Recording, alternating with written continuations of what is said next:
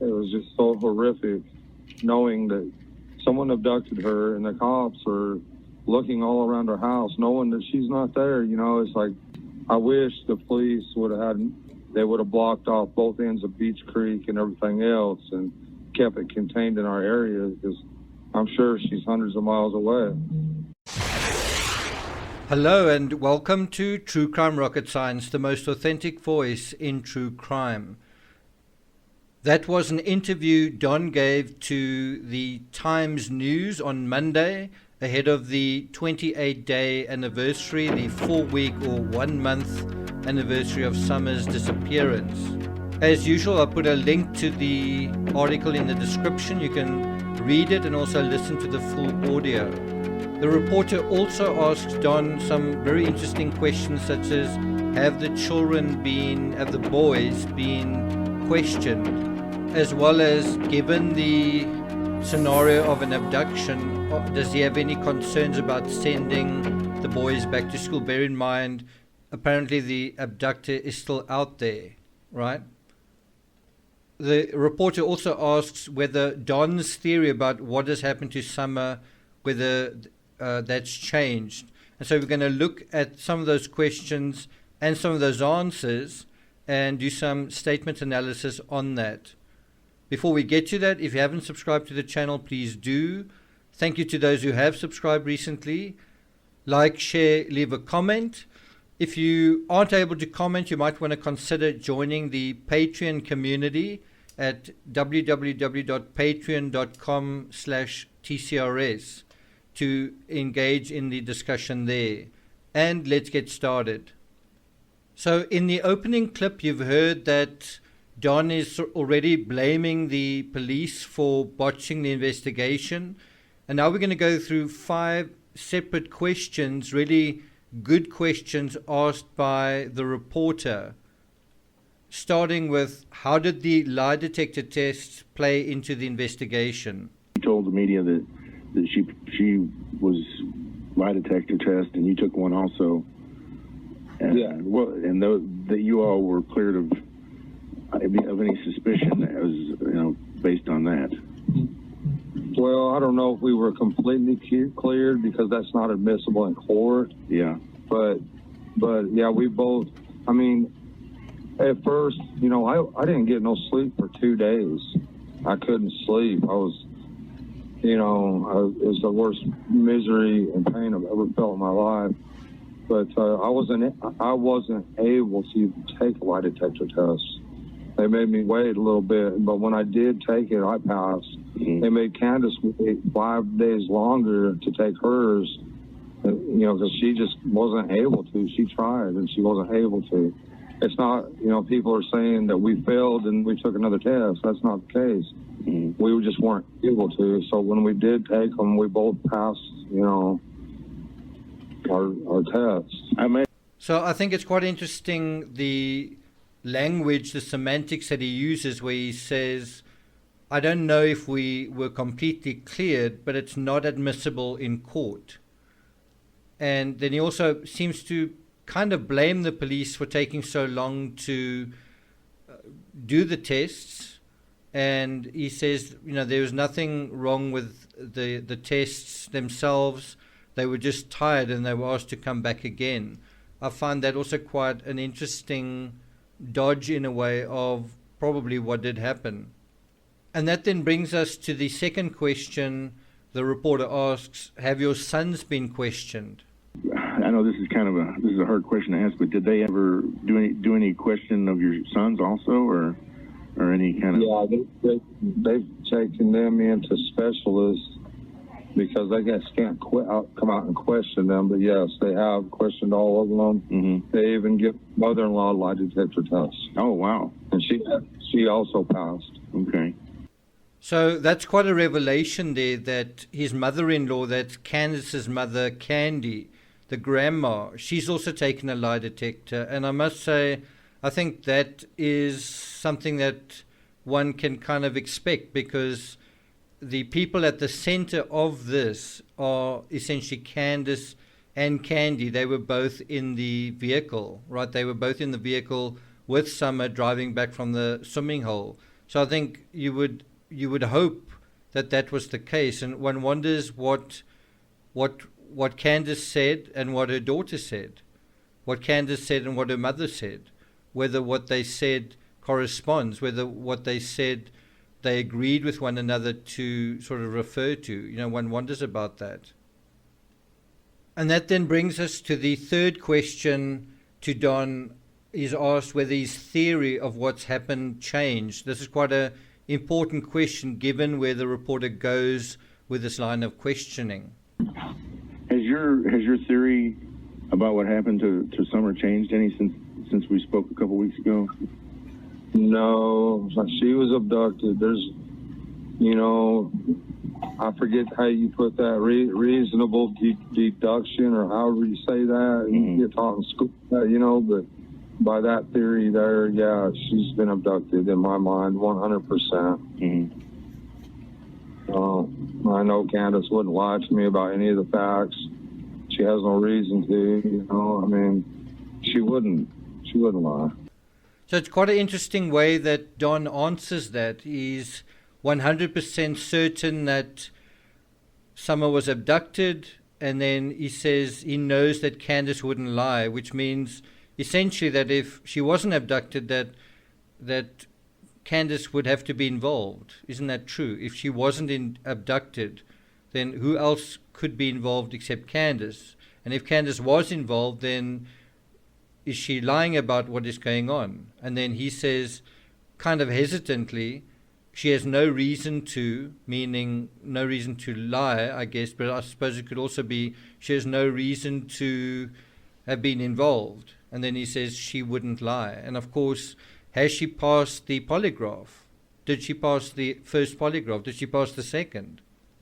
But there's something that's really important about this certainty, this conviction, is having the conviction in a certain sense. Okay, so she's definitely abducted. We know what's happened to her. And yet you have no addressing of the abductor, no appealing to the abductor. So if Summer is still with the abductor out there, is there something we can do? You can collect the reward. There's no appeal. There's resignation. It's more like they have gravitated to, whether you want to call it an excuse or a reason, and that, as far as they are concerned, settles the matter. It's kind of like case closed. And that is just bizarre. It's bizarre for something like that to happen. We know with the McCanns how long the appeals and all that sort of went on. Not that I think is necessarily a genuine scenario, but it's certainly a genuine scenario of constantly appealing to an abductor and, directly sort of saying to the media on camera, please don't hurt her and all that kind of thing. But I think where the reporter kind of exposes a bit of a mismatch here. So on the one hand, he's convinced that it's an abduction. Well, what about the other children in the equation? If he's so convinced and the abductor's still out there, what about the other children? And that then leads to question 4. Do you have any concerns about sending your sons back to school? Is it going to be just kind of back to business when school starts and the kids are going to go back? Yeah, we ain't got a choice. We don't have a choice, Mm-hmm. I was just wondering if there was maybe any kind of fear or concern just to let them out of your sight after. Well, yeah, definitely. We was sending them down, to the school bus by themselves, but I don't think we'll ever do that again. Mm-hmm. Do they get picked up at the end of your road there on Beach Creek? Yeah. Okay. Yeah. And of course, you're back to work, and the kids are going back to school. So it seems like there's no choice but to try to return to some sort of normalcy within this horrible event. Exactly. Yeah, I'm not going to let Satan convince me to go drinking or whatever. I'm not going to do that. I'm not going down that road. I choose life. Mm-hmm. Choose God. That's probably, I've never before in my life I was weaker, and just the least little thing would be the excuse to go get drunk or whatever, but not no more. Not. And this is the most horrific thing that I could have ever even thought of happening. Mm-hmm. So that's quite a rambling response, but I think what one can take out of it, first of all, is the idea of the children going to school. They walk all the way down to the end of the driveway. And theoretically, that is exactly where an abduction could take place. Is someone is driving by and there's a child on the side of the road in this rural area. And now you're letting your own children go down there post-abduction, right? And then he sort of catches himself and he says, yes, they're going back to school, but no, we'll never do that again. I don't know whether he means from now on from the interview or whether they have since stopped that. I don't know. But the other thing that I think stands out here is he talks about going back to normal, and the main change is that he sort of feels like he's going to stop drinking and stop being tempted by Satan and all that kind of thing. And you kind of get the sense of, so you imagine two scenarios. In the one scenario, Summer's been abducted, and his response is that he's going to stop drinking, right? That side of their lives is going to change.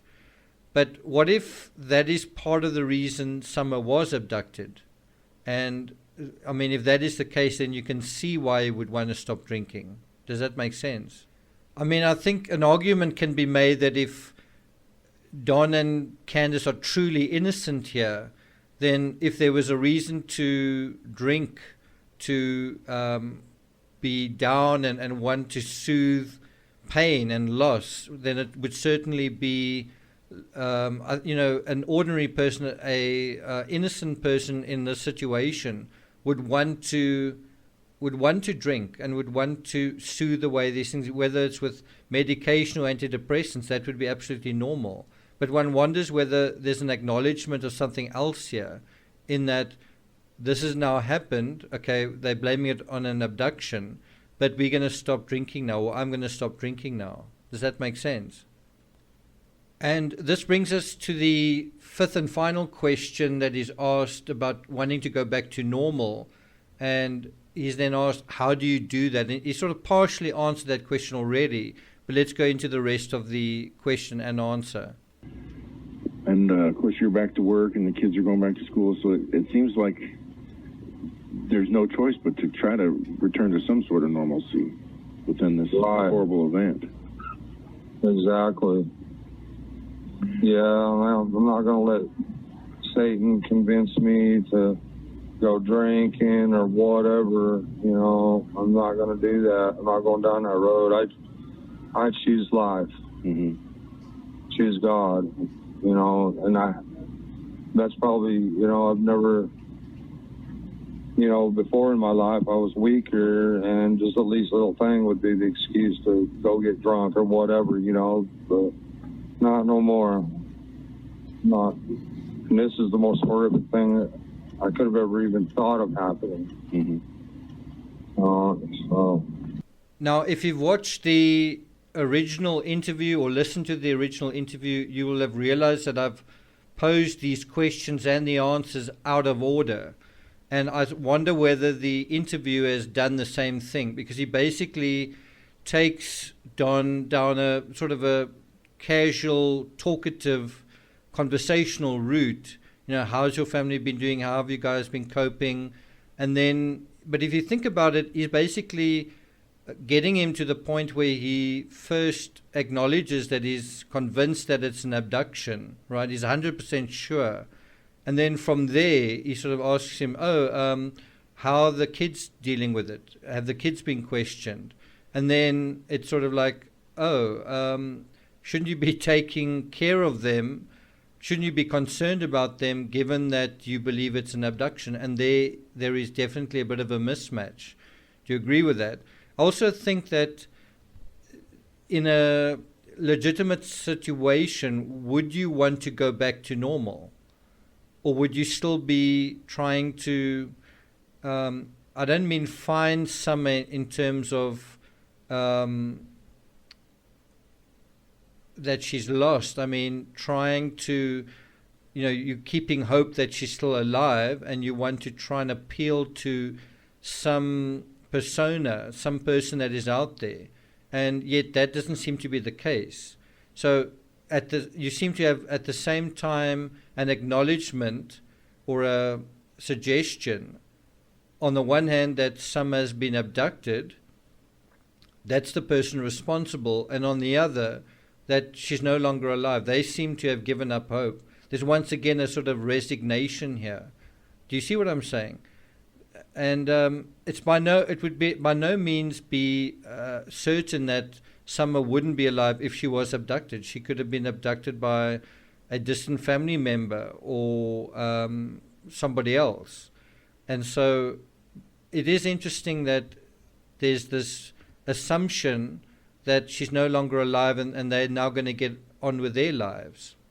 And isn't that revealing some kind of inside knowledge of what was probably really going on? And I think, again, something that he stresses right at the beginning, and I'm going to close with this, is where he basically says that the police botched the investigation and that Summer's far away from here. Wherever she is, she's far away. And it's weird. I mean, he seems to be saying that maybe she's in Mexico, she's far away. But then he's nevertheless going to carry on with his life. And I think one's got to ask, if he does believe this, would he behave in this way? Or would he be making more appeals to the media, even on social media, words to that effect? Instead, he is relying quite a lot on God, and as I say, he's already undermining law enforcement.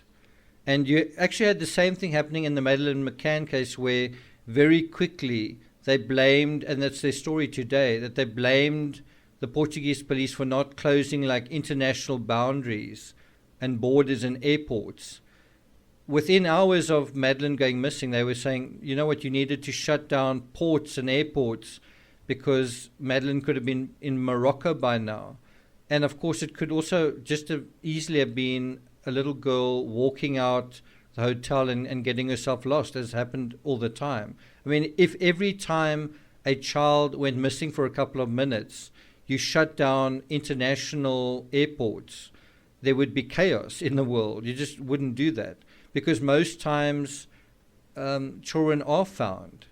Most times they aren't abducted, right? Does that make sense? So I'm going to play out with him referring again, right in the beginning actually of this interview, to how he feels the police have botched the investigation.